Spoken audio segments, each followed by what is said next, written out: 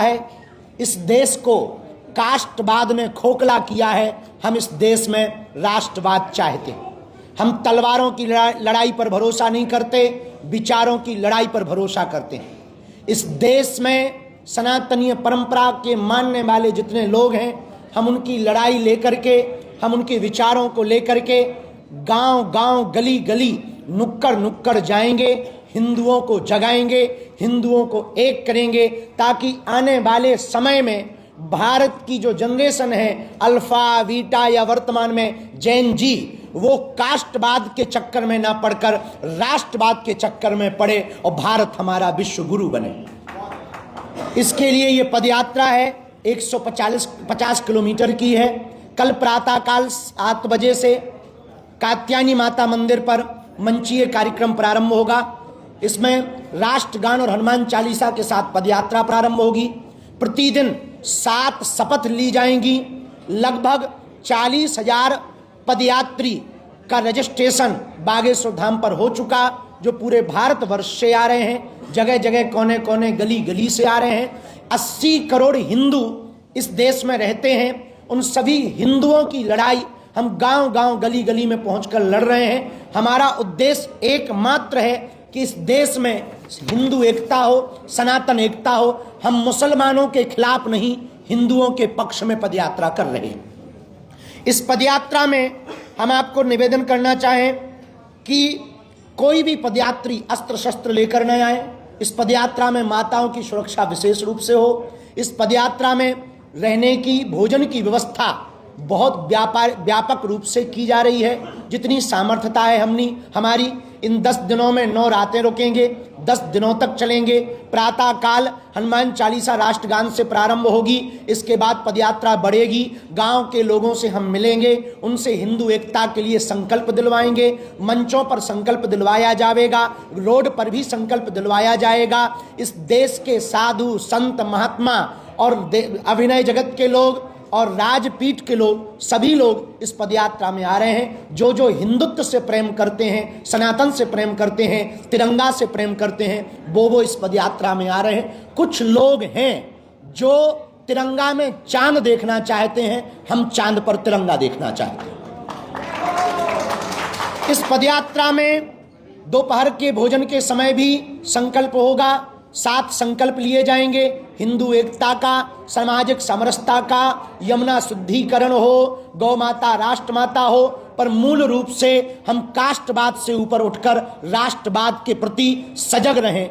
हमारा उद्देश्य इस पदयात्रा का आपकी आने वाली पीढ़ी को बचाना। यहाँ जितने पत्रकार हैं, मीडिया कर्मी हैं या कैमरा चलाने वाले हैं, हम आपके बच्चों के लिए भी ये पदयात्रा कर रहे हैं, ताकि आपके बच्चे आने वाले समय में इस्लामिक ना हो जाएं, अपनी परंपरा को मानते रहें। इसके लिए ये पदयात्रा कर रहे हैं। इसी के लिए हमने आज हमारे अभिभावक रूप में श्री तिजारा बालाजी और श्री मनोज त्यागी जी, आप सब ने आज की व्यवस्था की, आप सबको बुलाया। इस पदयात्रा में 10 तारीख जो है, वो पूरी की पूरी 10 तारीख की पदयात्रा सिखों के 9वें गुरु तेग बहादुर जी, उनकी शहादत के लिए ये उनका वर्ष चल रहा है, शहादत का साला चल रहा है। उस दिन की पदयात्रा पूरी उनके लिए समर्पित रहेगी। एक दिन की पदयात्रा किसानों के लिए समर्पित रहेगी। इस देश के 2 ही रियल हीरो हैं, सरहद पर खड़ा जवान और खेत में खड़ा किसान। इन 10 दिनों की पदयात्रा में पूरी पदयात्रा हिंदू एकता के लिए है। हम साधु होने के नाते गांव गांव, गली गली जब जाएंगे, 150 किलोमीटर, 3 प्रदेश, दिल्ली, हरियाणा, उत्तर प्रदेश, लगभग 6 जिले, लगभग अगल बगल से मिलाकर 422 ग्राम पंचायतें, 5 करोड़ की लगभग आबादी के बीच से, जनसंख्या के बीच से ये पदयात्रा निकलेगी। लगभग 40,000 से 1 लाख सनातनी हिंदू इस पदयात्रा में सम्मिलित होंगे। देश के संत, महंत, महापुरुष, अभिनेता, नेता, खेल जगत के लोग इस पदयात्रा में आएंगे और हम गांव गांव, गली गली जाकर हिंदू एकता की भिक्षा मांगेंगे। इस पदयात्रा में 2 बातें विशेष रूप से हैं। जो पदयात्रा में आवे, अस्त्र शस्त्र ना लावे। इस पदयात्रा में जो आवे, हिंदू एकता पर जोर दें। इस पदयात्रा में जो आवे, किसी दूसरे मजहब के खिलाफ अनर्गल टिप्पणियां ना करें, क्योंकि हम ईसाई या मुसलमानों के खिलाफ नहीं, केवल हिंदुओं के पक्ष में हैं। इस पदयात्रा में विशेषतया पूरे देश की हम एक नज़र चाहते हैं। आप यदि नहीं आ सकते, लड़ाई हम आपकी कर रहे हैं, आपके लिए कर रहे हैं, आप नहीं आ सकते तो घर बैठकर लाइव संस्कार बागेश्वर धाम यूट्यूब चैनल पर चलेगा, उससे एक एक पोस्ट घर बैठ करके करें, यह भी आपका सहयोग हो सकता है।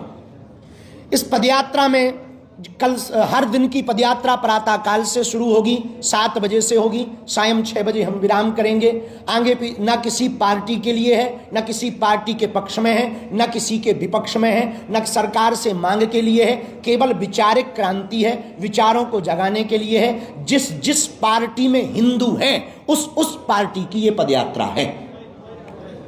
अंत में हम अपनी बात पूर्ण करने के पूर्व में इस पदयात्रा के पड़ाव के बारे में हम बोलकर फिर आप लोगों के जो भी प्रश्न हो, खुजली हो, कर सकते हो।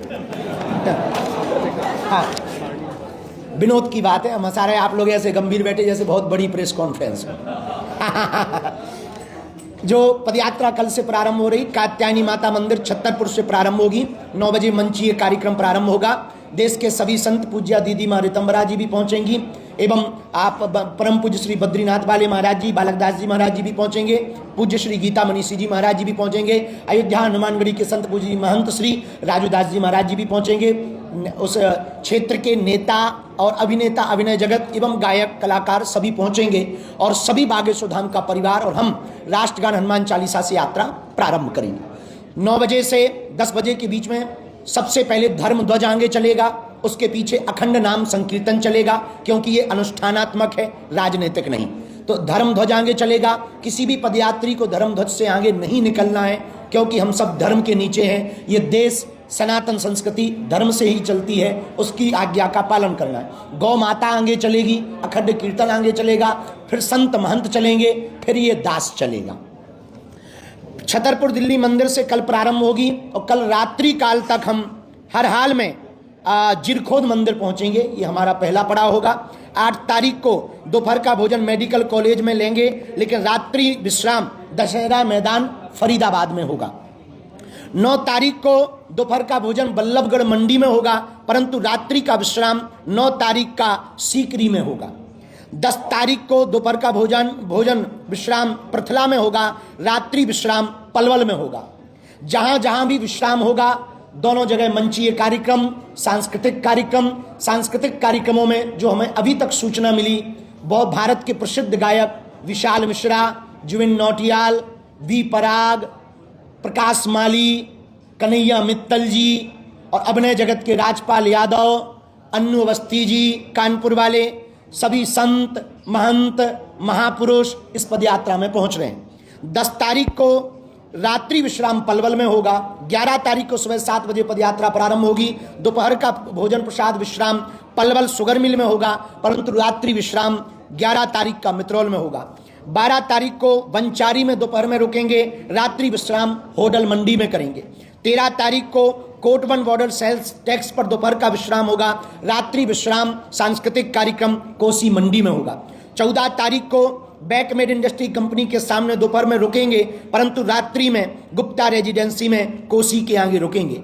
15 तारीख को दोपहर का भोजन विश्राम यादव हरियाणा ढाबा के पास होगा, रात्रि विश्राम वृंदावन पहुंचने के पूर्व राधा गोविंद जी मंदिर में होगा। और 16 तारीख वो होगी जो 10 दिन की यह यात्रा, 150 करोड़ भारतीयों की यात्रा, 150 किलोमीटर की यह पदयात्रा, हिंदुओं की एकता की पदयात्रा, सामाजिक समरसता की पदयात्रा 16 तारीख को राधा गोविंद जी मंदिर से प्रारंभ होगी, छठी कला होते हुए श्री बांके बिहारी लाल जी के चरणों में समर्पित होगी।